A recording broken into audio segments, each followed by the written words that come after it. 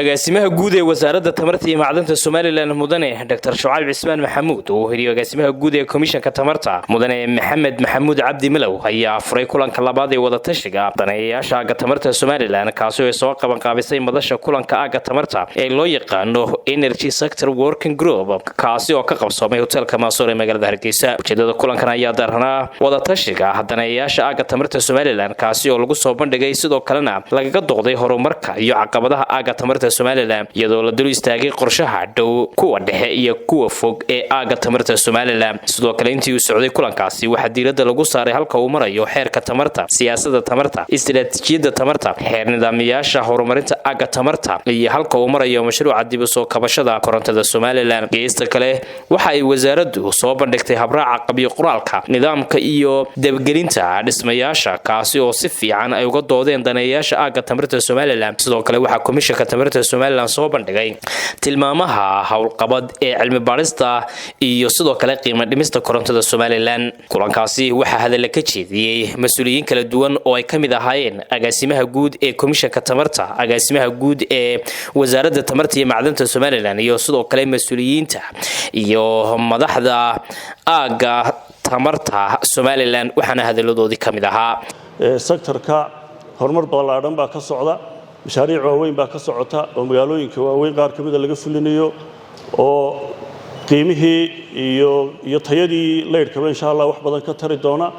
waxaan rajeynayaa magaalooyinka kale hadhayna in uu gaari doono horumarkaasi qarankuna uu guuleysan doono insha Allah dhammaanteen. waa idin salaamayaa, waxaan idinka mahad celinayaa kulankeena soo ajiibteen. waxaan rajeynayaa kulan midho dhalay inuu inoo noqdo haddii la yiraahdo. waxaan idinku soo dhaweynaynaa kulanka aaga tamarta ee 3 biloodlaha. ujeedada kulankeenu wuxuu daaran yahay doodo iyo xog weydaarsi muhiim u ah qaabayn doonana mustaqbalka waaxda tamarta Jamhuuriyadda Soomaaliland. waxaan isla eegi doonaa qorshayaasheena tamarta waqtiga gaaban, ka dhexe iyo ka fog iyo qodobadii muhiimka ah ee ka soo baxay sanadkii la soo dhaafay 2024 iyo horaantii sanadka 2025.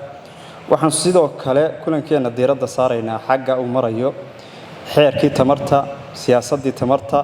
iyo qorshihii 10 sano ee aaga tamarta kuwaasoo dhammaantood muhiim u ah helitaanka tamar jaban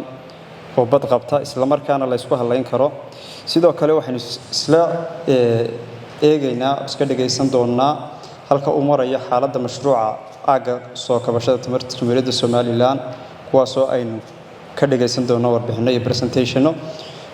kuwaas oo ku saabsan qiimaha. waxaynu u fadhinaa waa madal dawladeed, waa madal dadweyne, waa madal ay kulminaysa private iyo publica. marka maaha madal mashruuc maaha, sidoo kale waxa weeye maaha madal aanu ku soo koobayno kaliya intan waayo private sector wax laga filayaa, jaamacadaha wax laga filayaa, commissionka iyo wasaaradda oo isku lamaanba shirkadaha korontada wax laga filayaa. waa madal in kulmisa madashu maaha madal u gaar cid gaara. waxaan rajeynayaa in wax nooga soo baxaan wax wanaagsan. waana mahadsantihiin. ujeedada kulankan waxa weeyaan maxay toolay in daneeyaasha kala duwan ee aaga tamarta korontada ka shaqeeya lala wadaago wixii update iyo progress ee sectorka ka socda, iyaguna markaa ay wixii feedback ay input laga helo. ujeedada ka dambaysa madashan iyada ah oo World Bank wasaaradda tamarta iyo macdanta ugu talagalay inay ku shaqeyso, waxa ujeedada ka dambaysa ay tahay in xogta aynu u baahannahay hadday aqoon tahay iyo hadday mid kale oo ku timi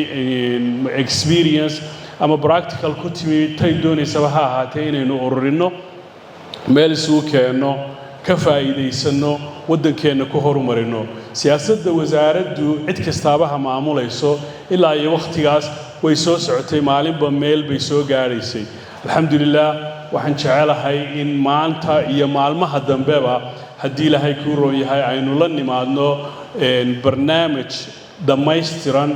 oo iminka sida waxa soo baxaya 10 sannadood ee soo socda haddii ilaahay yiraahdo waxa la yiraahdo strategic planka ama qorshe sannadeedka tamarta leydhka weliba oo hadda wasaaraddu gacanta ku hayso.